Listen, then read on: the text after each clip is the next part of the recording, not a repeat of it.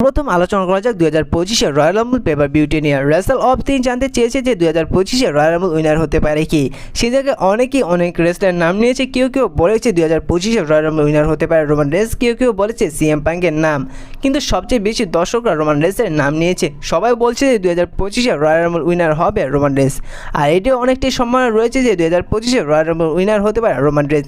শুধু তাই নয়, ট্রাইবাল রেসলিং তিনিও বলেছে যে 2025 রয়্যাল রাম্বল উইনার হতে পারে মেন্সের রোমান রেন্স এবং 2025 ওমেন্সের রয়্যাল রাম্বল উইনার হতে পারে ইউসি স্কাই। তো এই বিষয়ে আপনাদের কি মনে হয় তা অবশ্যই জানিয়ে দিবেন। 2025 আসলে কোন রেসলার রয়্যাল রাম্বল উইনার হতে পারে, তো আপনাদের এই বিষয়টা অবশ্যই মন্তব্য করে জানিয়ে দিবেন। এবার আলোচনা করা যাক নায়া জ্যাক এবং রিয়া রিপ্লিকে নিয়ে। বর্তমানে নায়া জ্যাক রিয়া রিপ্লির উপর অনেকটাই ক্ষেপে রয়েছে। কেন ক্ষেপে রয়েছে নায়া জ্যাক সেটাও বলেছে। তাদের একটি ম্যাচ লাইভ ইভেন্টও হয়েছিল, সে জায়গায় রিয়া রিপ্লি তিনি নায়া জ্যাককে স্টিং ফেস দিয়ে দেয়, যা তাদের ম্যাচে স্কিপে ছিল না, আর এরই কারণে নায়া জ্যাক তিনি অনেকটাই ক্ষেপে রয়েছে রিয়া রিপ্লির ওপর। এবার আলোচনা করা যাক জিম উসোকে নিয়ে। কালকে রাতে জিম উসোকে নিয়ে একটি স্যাড নিউজ সামনে এসেছে। সে জায়গায় জিম উসোর বাবা অর্থাৎ রিকিশি সে জায়গায় জিম উসোকে নিয়ে বলে যে বর্তমানে জিম উসোর স্বাস্থ্য ঠিক নেই, যার জন্য তিনি ভগবানের কাছে জিম উসোর জন্য প্রার্থনা করছে তার স্বাস্থ্য ঠিক হয়ে যাওয়ার জন্য।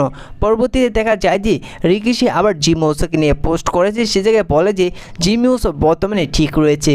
আসলে বর্তমানে জিম উসোর সাথে কি হচ্ছে এটা রিকিশি এবং ডাব্লিউডাব্লিউ তা ভালো বলতে পারবে। আর জিম উসোকে রিটার্ন আসবে ডাব্লিউডাব্লিউতে তা নিয়ে অনেক আপডেট পাওয়া যাচ্ছিল। এখন দিয়েও জিম উসোকে রিটার্ন দেখা যাচ্ছে না ডাব্লিউডাব্লিউ। আসলে জিম উসোকে নিয়ে কী করতে চাইছে ডাব্লিউডাব্লিউ তা ভালোই বলতে পারবে। এবার আলোচনা করা যাক এজে স্টাইলসকে নিয়ে। এজে স্টাইলস তিনি ডাব্লিউডাব্লিউ থেকে অফ হয়েছে, তা 93 ডে হয়ে গিয়েছে। এখন দিয়েও এজে স্টাইলসকে দেখা যায়নি। এজে স্টাইলসকে সর্বশেষ দেখা গিয়েছে কোডি রোডসের সাথে ম্যাচ রেসেল করতে। এরপর এজে স্টাইলসকে আর ডাব্লিউডাব্লিউতে দেখা যায়নি।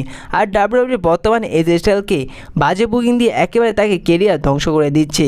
আর এজে স্টাইলসকে যে ভালো বুকিং দিবে ডাব্লিউডাব্লিউ তা আর আশা করা যায় না, কারণ তিনি বর্তমানে ওল্ড হয়ে গিয়েছে। এখন হয়তো এজে স্টাইলস তিনি খুব শীঘ্রই ডাব্লিউডাব্লিউ থেকে রিটায়ার্ড হয়ে যাবেন। তো এই বিষয়ে আপনাদের কি মনে হয় তা অবশ্যই কমেন্ট করে জানিয়ে দিবেন। এবার আলোচনা করা যাক আন্ডারটেকার এবং বিগ শুকে নিয়ে। তাদের নিয়ে একটি ইন্টারেস্টিং আপডেট পাওয়া গিয়েছে। 1919 তারা একত্র একটি ট্যাগ টিম ম্যাচে রেসেল করেছিল। তারপর সে জায়গায় দেখা গিয়েছিল যে বিগ শু তিনি স্ক্রিপ্ট অনুযায়ী কাজ করছিল না, এবং সে জায়গায় আন্ডারটেকার বিগ শুকে বারবার স্ক্রিপ্ট অনুযায়ী কাজ করতে বলছিল, কিন্তু সে জায়গায় আন্ডারটেকারের কথা বিগ শু শুনেনি, যার কারণে আন্ডারটেকার অনেকটা রেগেছে এবং পরবর্তীতে বিগ শুকে আন্ডারটেকার একটি চড় মেরে বসে, এবং সে জায়গায় আন্ডারটেকারকে বিগ শু কিছু বলতে পারেনি, কারণ সে সময় ব্যাক স্টেজে সম্পূর্ণ ক্ষমতা ছিল আন্ডারটেকারের কাছে, আর এরই জন্য বিগ শু সে সময় কিছু করতে পারেনি। এবার আলোচনা করা যাক রক এবং জন সিনাকে নিয়ে। রক এবং জন সিনা এদের ম্যাচটি হয়তো বা রেসলমেনিয়া 41 দেখা যেতে পারে। যদি 2025 রয়্যাল রাম্বল উইনার হয় রোমান রেন্স এবং রেসলমেনিয়া 41 তিনি যদি কোডি রোডস চ্যাম্পিয়ন থাকে, তাহলে রোমান রেন্স কোডি রোডসকে চ্যালেঞ্জ করবে ডাব্লিউডাব্লিউ আনডিসপিউটেড ইউনিভার্সাল চ্যাম্পিয়নশিপের জন্য।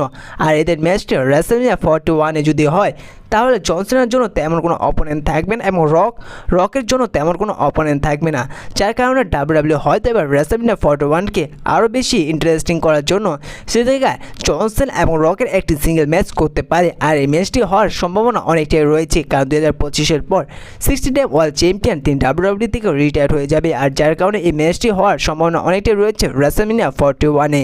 তো এই বিষয়ে আপনাদের কি মনে হয় প্লিজ এই বিষয়ে কমেন্ট করে জানিয়ে দিবেন। এবার আলোচনা করা যাক রোমান রেন্সকে নিয়ে। রোমান রেন্স তিনি যদি আবার ডাব্লিউডাব্লিউ আনডিসপিউটেড ইউনিভার্সাল চ্যাম্পিয়ন হয়, আর বর্তমানে সেই টাইটেলটি যে রয়েছে সেই টাইটেলটি আবার রোমান রেন্স পরিবর্তন করতে পারে, এবং রোমান রেন্স তিনি আবার নিয়ে আসতে পারে নতুন একটি টাইটেল, বা ডাব্লিউডাব্লিউ আবার সেই টাইটেলটি পরিবর্তন করে নতুন একটি টাইটেল নিয়ে আসতে পারে, তেমনই কিছু বর্তমানে জানা যাচ্ছে।